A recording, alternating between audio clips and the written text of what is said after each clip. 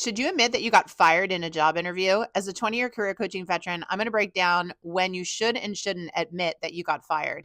It is going to take me more than 30 seconds though. So if you don't have time, bookmark it and come back because getting fired is a big deal to hiring managers and recruiters.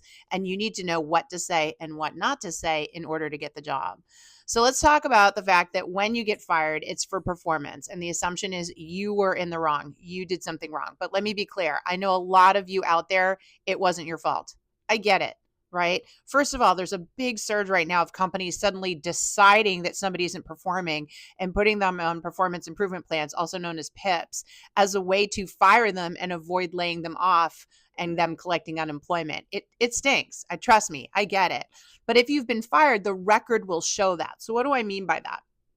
Well, if any company decides that they want to call and do a reference check on you, they can call and ask, what were your dates of employment? What was your pay?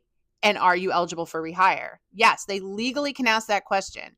And so if they answer no, the assumption can be that you were fired for performance. So there are ways for them to figure out if you got fired, because I have a lot of people come at me in the comments and say, just lie, they'll never check. You don't know that. Some companies really do check. In fact, the higher you go up in jobs, like, in terms of their complexity and their salary, the more likely they are to do reference checks and try to figure out what happened. So you need to be clear on that. If there's even an inkling that they're going to find out through another source that you got fired, you want to be the one that tells them that. All right. And that's totally up for you to decide. Now, if you know that they're going to find out, I really believe it's better to go on the offensive than the defensive. So it's not something you're going to blurt out in the first interview. I personally believe you save it until later into the interview process when you know they're really interested in you and as a candidate. And quite frankly, if you get all the way to the reference checking point and they're like, we're going to make you an offer, but it's pending references, that might be the time that you end up bringing it up.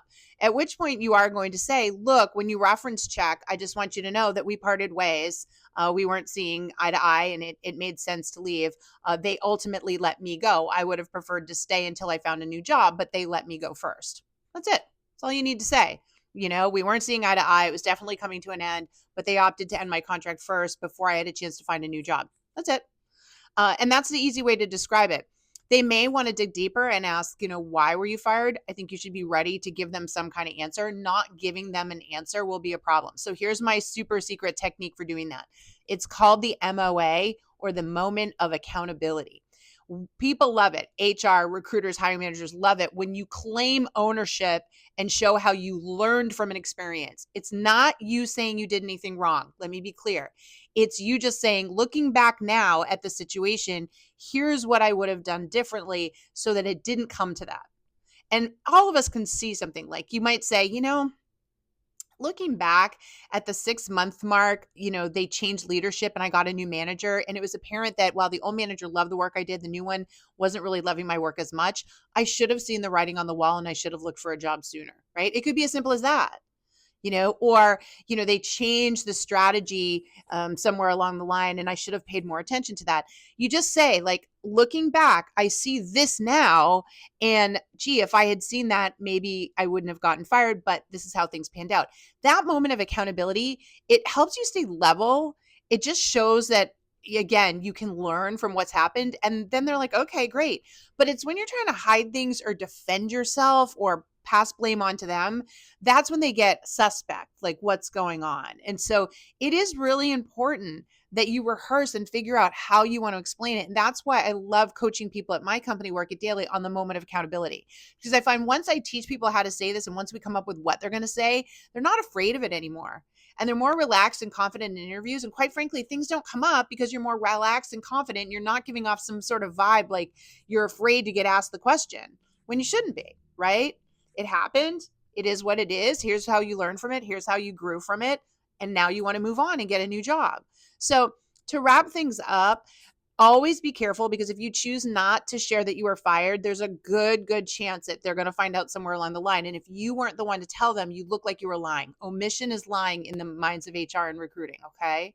So I would say prepare to bring it up, not in the first interview, but you'll see a natural place to bring it up. And then, of course, if they're going to reference check, you want to bring it up.